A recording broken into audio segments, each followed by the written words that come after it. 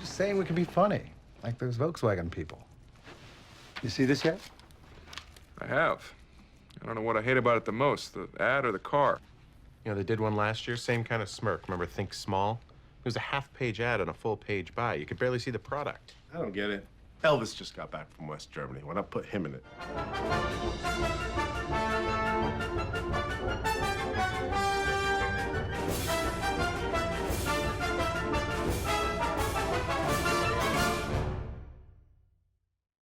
The Beetle, of course, had started life in the 1930s, designed by Ferdinand Porsche. And he had this idea not of building a posh limo, but building a people's car. He felt that Germany, in particular, Europe, needed a simple car that would get the ordinary man motorized.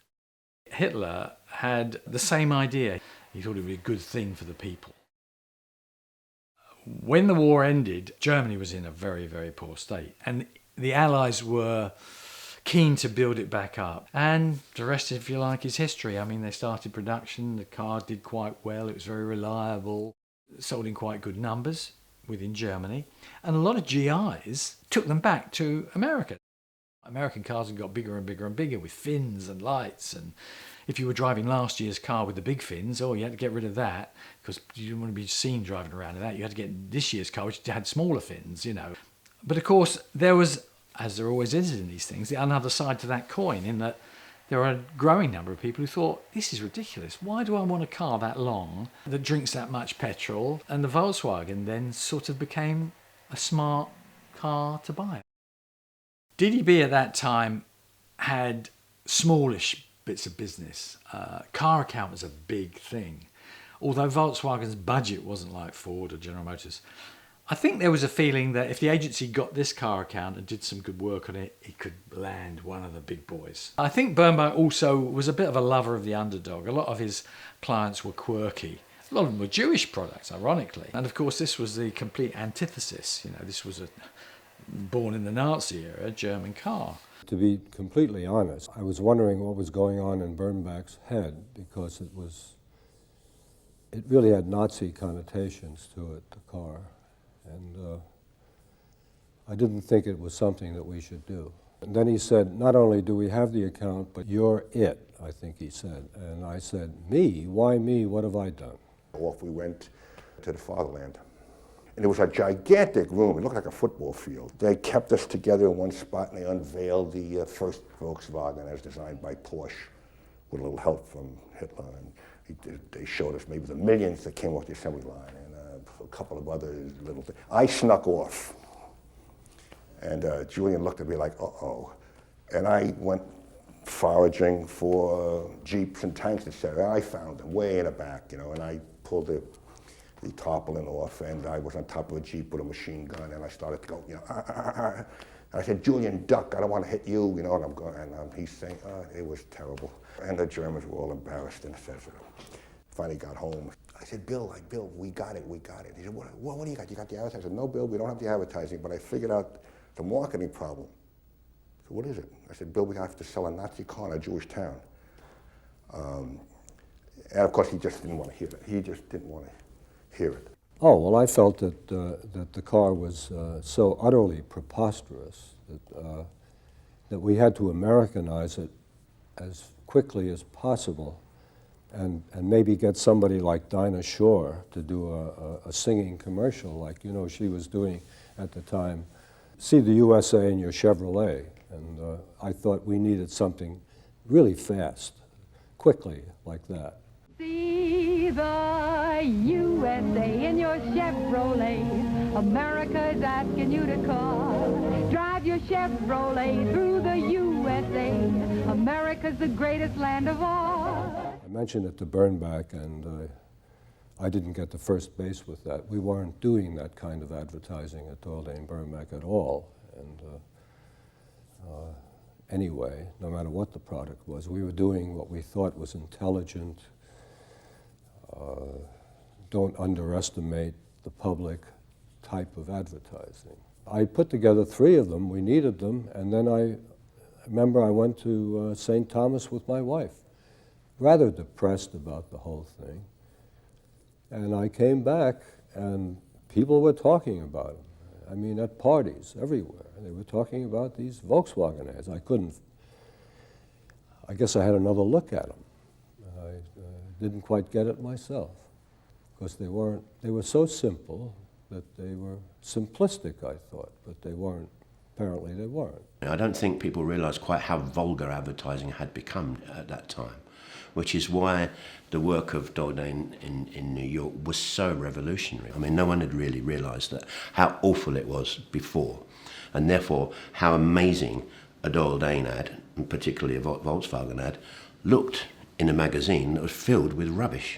And so you suddenly come across these beautifully pristine, simple, desperately simple ads, and they stuck out like a sore thumb, you know. We just took black and white photographs of the car, and with a minimum of retouching, no models except when we needed somebody to drive it or to push it. Like we said in one ad, if it runs out of gas, it's easy to push. So we had a man pushing it, and that's why he was there. So the directness of the photography, I suppose, was really remarkable. The cars were in limbo. There were no backgrounds at all, nothing but the car. And I did a lot of things to that car. I showed it very dirty. I showed damaged Volkswagens. When we were talking about the availability of spare parts, nobody had ever seen a dent in a car ad. At one time, we didn't show the car at all. We just showed the psych, which was just a blank white page, and said no point in showing the new Volkswagen. It still looks the same. And of course, that negative was a big fat positive. Bill Bernbach, first the Volkswagen campaign, then the Avis campaign, then the Levy's campaign. You began doing anti-advertising. Instead of pretending your product was fabulous, you would take what was wrong with your product and turn it into something honest that would make people want it. The same thing with Lemon. That was theoretically a bad thing to say about a car. The idea there was that we showed a perfect-looking car, but claimed there was a blemish on the glove compartment, and therefore that car missed the boat. It was the simplicity of it, of course, that was the first thing that attracted you to it. It was incredibly simple. And of course, simplicity is the hardest thing to achieve. Getting something to be really powerful and simple is incredibly difficult. The other thing was its wit. And the other thing was that it laughed at itself. And nobody did that in advertising. The thing about the way they looked and everything, you have to put down to Helmut Crone. He was a Bauhaus-influenced art director. The page was neat, clean, simply laid out. The typeface was a bit like the car. It didn't have any fussiness about it. It was straightforward. It did its job. He shot the car without any crap around it because that was the purest way of showing the car. The copywriting, too, was very ordinary, straightforward, offhand. It spoke like a New Yorker at the racetrack. And in fact, Julian Koenig, the guy who wrote it, spent most of his time at the racetrack. Crone was always complaining he wasn't in the office. It was Levinson, Bob Levinson's copy that was the most influential to all of us. And it was an attitude to how you speak in an advertisement, which was absolutely revolutionary. He put at the top of the copy, "Dear Charlie," and then wrote the copy as if he was talking to his best friend. And he always put at the bottom, "Yours sincerely and best, Bob." And all he ever did was obliterate "Dear Charlie," take off the bottom bit. That's how they got the tone of voice. Part of it was that people enjoyed reading the ads. You look forward to the ads. And the quality of the advertising itself can create aura and personality for a product. So when people said, "Gee, I like that. You see that Volkswagen ad?" that reflects favorably on the car. This is the beginning of the 60s. We were a country that thought big. Everything was bigger. Number one, the largest, etc. We did one called Think Small, and this caught on almost instantly. And you've never seen that before. Not if you had that much page, you're paying for it, use it. Do the car that big, is what everybody else does. And he didn't. We try to be captivating, or I try to inject a little humor, which was not out of line, and but to make the advertising as entertaining as possible and create a personality for the car. What year car do the Joneses drive? Joneses drive a car, I don't know what year it is, because they're driving a Volkswagen. Whether it was the current year or 4 years old, nobody knew the difference. When you look at the posters they did, I mean, of course, you know, we talk about the classic print ads, and they were beautiful, and the art direction and everything like that, that was fantastic. But in some ways, you know, I'm looking at the posters that they did, and they're even a more refined sort of version of the campaign, and actually in many ways are even better. You know, wonderful examples of taking, you know, a big idea and reducing it down to a simple, powerful thought to enhance that idea. There was extra headroom in the Beetle, and they could have done an ad. If in England you might have done an ad with a policeman with his helmet on inside the car, showing, you know, dramatically, charmingly indicate how there was extra headroom. The idea of getting the tallest basketball player in America and trying to get him in the Beetle, and then him not to be able to get in it. And then in the copy saying, but don't worry if you're not 6'7" or whatever it was, because his teammate, who's only 6'2", got in just fine. I mean, that's just a fantastic idea. Yeah, the one that mainly knocked everybody on its arse was the moon landing. When they just, all they had the next day was a picture of the shuttle, and it just said it's ugly but it gets you there. The VW logo didn't say anything else. People were tearing that out of the papers and pinning it on their walls. It was so cool. It was so understated. It was so, we don't have to shout. We don't have to put everything. We'll treat you like you've got the brains to work it out. The great commercial that influenced, I think, every single commercial director was the Volkswagen snowplow commercial, which is so brilliant because it's desperately simple, and yet it's so fantastically, it explains how brilliant that particular car is. How does the man who drives the snowplow get to the snowplow? In fact, I think that he actually uses the word drive as the verb twice. Get would be slightly better.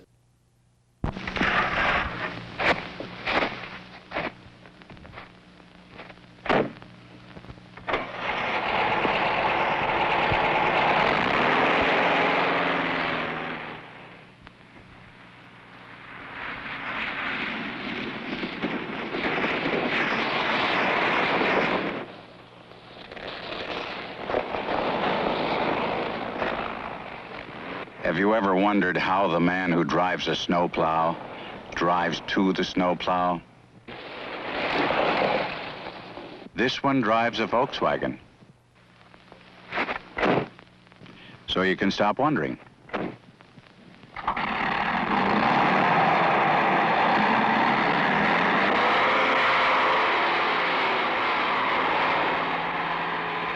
There's a sensational shot of the snowplow going across foreground, revealing the funny little Volkswagen in the background, which is how he got to the snowplow. I don't know that there's a more powerful commercial. Certainly there was never a more powerful commercial that was done before. I don't know there's ever been a more simple, powerful commercial that's been done since. And boy, did we try to copy it. You have to kind of love the funeral as a TV spot. I mean, you know, the idea that you're going in, you're selling this idea to advertise your car. You go to the client and you say the script basically will be a funeral, all right? And you go, what? A funeral? You must be. Yeah. And the voiceover is the man who's dead. What?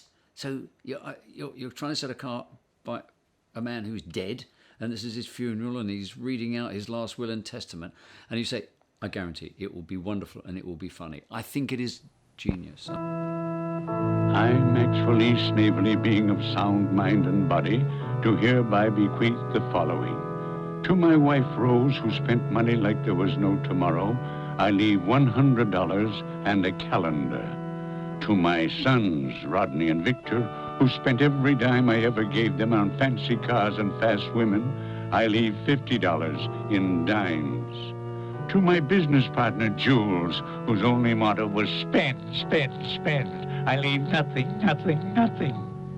And to my other friends and relatives who also never learned the value of $1, I leave $1. Finally, to my nephew Harold, who oft-times said, a penny saved is a penny earned, and who also oft-times said, gee, Uncle Max, it sure pays to own a Volkswagen.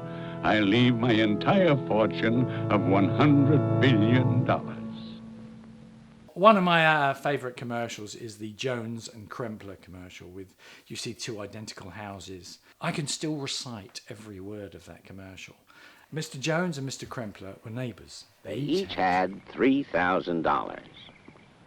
With his money, Mr. Jones bought himself a $3,000 car. With his money, Mr. Krempler bought himself a new refrigerator, a new range, a new washer, a new dryer, a record player, 2 new television sets, and a brand new Volkswagen.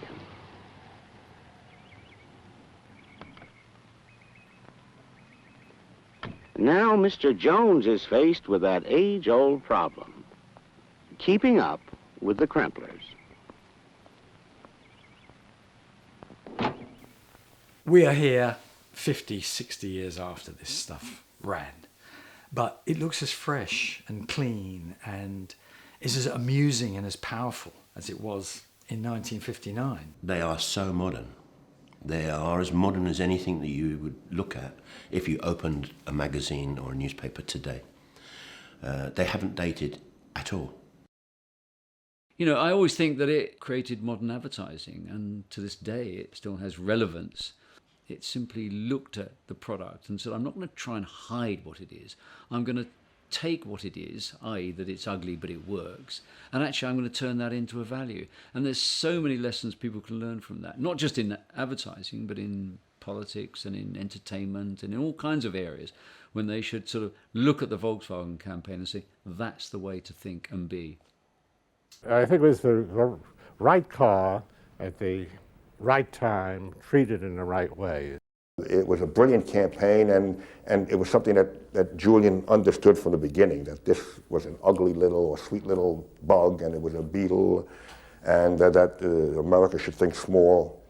And what Helmut brought to it was kind of that the very, very simple, tremendous total simplicity, and that touch of Germanic workmanship, you know. From the moment the first ad ran, you know, you could,